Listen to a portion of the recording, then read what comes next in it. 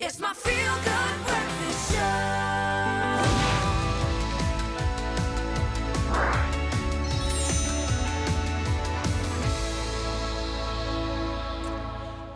Yes, welcome back. It is with the greatest of pleasure that we welcome one of our firm favourites and good friends back to the show. And of course, discuss something that I think a lot of parents are grappling with right now. Nothing brings us back to reality quite quicker than going back to school. And with learners, I think, inland returning to class today and their coastal peers doing the same thing next Wednesday. Typical, being prepared for those emotional and I think practical transitions can make a lot of difference and set the tone for hopefully a very successful year ahead. And joining us now to share advice for parents and their children going back to school ahead of the new year and how we can transition smoothly is registered counsellor and one of our goodies. And of course you can find her at happyconfidentme.co.za. It's Shenaaz Moos. Shenaaz, so good to see you. Yes, I'm back. Welcome back. It's going to be a great year. We proclaim it. Yes. It has to be, Yes. especially for our learners, because they've been through the most. They really have. But we're going to kind of grapple with something that is as difficult, I think, or maybe more difficult for the parents than it is for the kids, because it's a very emotional time. And we're also trying to get geared up for a new year, and we want our children to be able to transition as smoothly as possible. What do you think is the biggest struggle here? Why is this such an emotional peak for us? Yeah, so for those who are stuck at home, like parents who've been working from home or been on holiday, they have mixed emotions. They're really excited to be apart from the kids. And we mean that in the nicest way possible, but please. there's an angst about going back to school, and you know the school arena is not still settled. It's this new thing we've been dealing with. So and with kids, not everyone being vaccinated or choosing to be vaccinated, that's also a stress thing for parents because it's still out there, and obviously all the other stuff, the stationery, the uniforms, the budget, that whole budget. I'm glad you said that. Because it's a shock to the system. Yeah. But it also, there is a positive edge to it, and I remember that feeling very well of that joy of being back in a social space, even if the social space is slightly different. Maybe being practical about it is the best way to approach it. That's often how you've helped me, is with a couple of practical steps. So how do we best prepare our children for going back to school and what's coming from an emotional perspective? Yeah, so obviously there's a lot of, some kids transition easily back to school. Other children don't. But I think generally on the whole, not knowing who your teacher will be, not knowing who if your friends or your group of friends or your best friend will be in your class, that unsettles a lot of kids. So for that conversation, talk about what their fears are and help them, understanding and processing emotions and name what you're feeling. Are you worried? Are you afraid? Are you scared? Are you, give it... What are you excited What about? are you excited? It can also be, my son said yesterday, I can't wait for school to start. I'm so looking forward to it. I'm so sick of you, Mom. I just want to get back to school. And the other side of that coin was the unspoken message about that. Yeah. It's great for kids, I think, to kickstart the year and delve back into learning and an enjoyment of that. For parents, you're kind of fighting a battle on two fronts. You're preparing yourself as well for a new year, and you want to kind of conquer that, and you're preparing your kids. So what advice do you have for parents to transition their kids back into school? Where should our headspace be? For myself and most parents, we're more relaxed in the holidays. So now, which means we haven't had a routine. It's been later bedtimes, later waking up, more screen time, just like let them have a holiday. So the first thing would be to, reset those routines, getting to bed early, adjusting the screen time, getting into that routine that makes the world make sense for the child and for you. How long do we need to be doing that? 2 weeks, a week, a day? We're a bit late talking about it, but it should have happened a while ago. Especially with bedtime, you must sort of get that going about 3 to 4 weeks before the time, resetting the clock for the child that you're leading up to an early bedtime. So we can only work with what we have now. We'll work with the now. Yeah, and look, our preschools haven't gone back yet, so maybe this is for parents like me at the moment. First time at school, it's very emotional, it's exciting, it's crazy, and it's a big step up for our kids. And I know there is at a lot of the preschools, there is a precondition. They get them as prepared as possible. But as parents, what can we do to help prepare our little ones for taking that leap into big school for the first time? I think that, you know, for some children, seeing the school, some schools have that meet the teacher. I don't know if all schools still do that. But it's only for preschool and grade 1. When you go up higher, you don't have meet the teacher anymore. You just get on day, the first day of school, you just have to meet your teacher. There's no prep. So what you can do is drive past or drive to the new school. I thought you were going to say drive past that teacher's house. And just, Stalker. that's what you teach over there. Or you familiarize your child with the physical environment or the route to school. So this is how we're going to drive.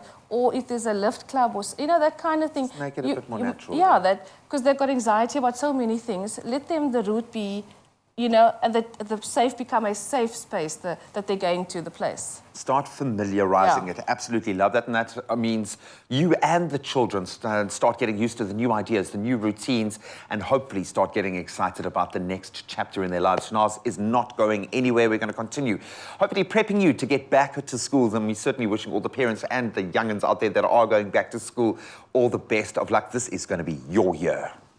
It's my feel-good breakfast show.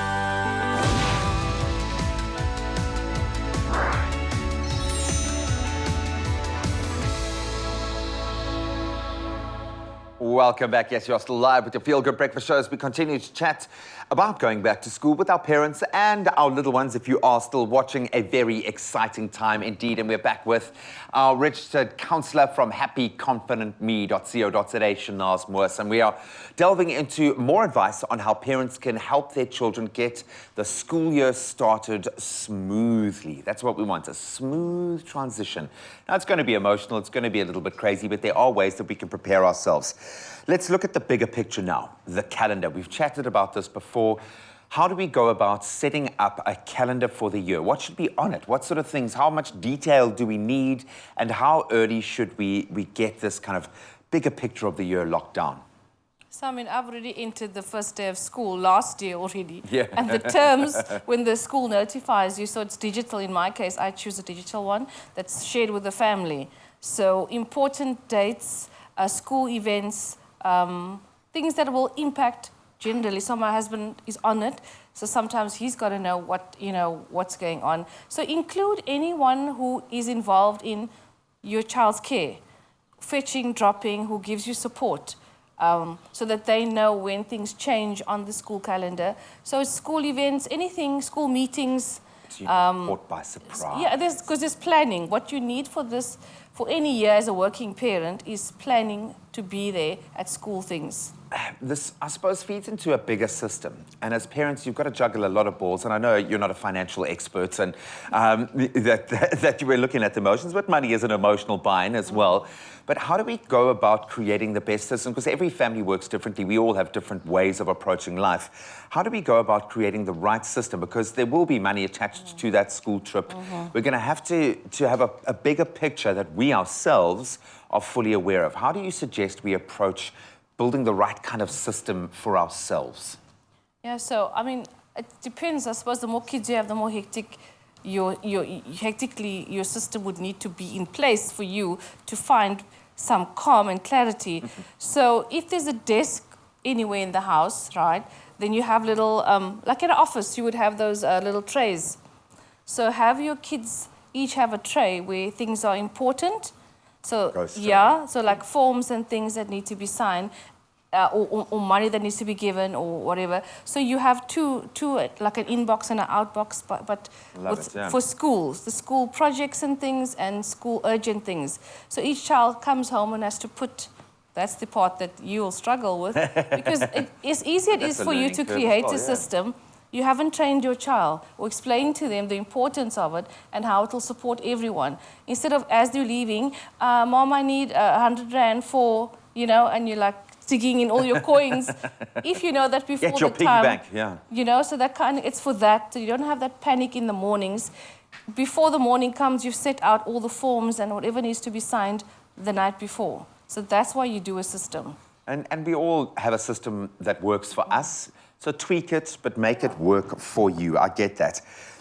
our children, just like us, need to be able to slip into that workspace. Maybe this is more important for the slightly older kids, but I've done this even with Jack now, created a space where he can be more creative. It's less about kind of getting his homework done and more about him having an opportunity to express himself in his own way. But with older kids, they're going to need a dedicated workspace, a place where they can kind of clear their mind, get pumped up to do their work that's comfortable.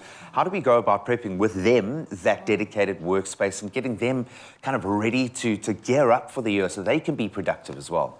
Yeah, so obviously you're going to have to sit down. I mean, I visited a friend and the child's bedroom had the gaming PC and whatever, and she was saying him being a trick. It's a no, it can't work anymore. So it's like you have to figure out the place where you have fun, can that be the same place where you work? If not, where is an alternative? And who decides that? You and the child together? Yeah, where would you like to sit, or what is going to help you concentrate?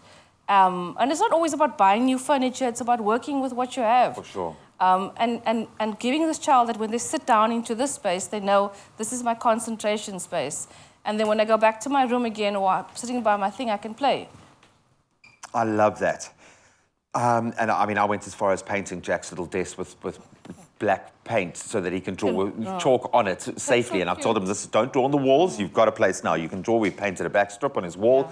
Paint there, be creative. No, and we do need that, especially as you get older. You want them to enjoy embracing work and have that space where they can be mindful. I get that.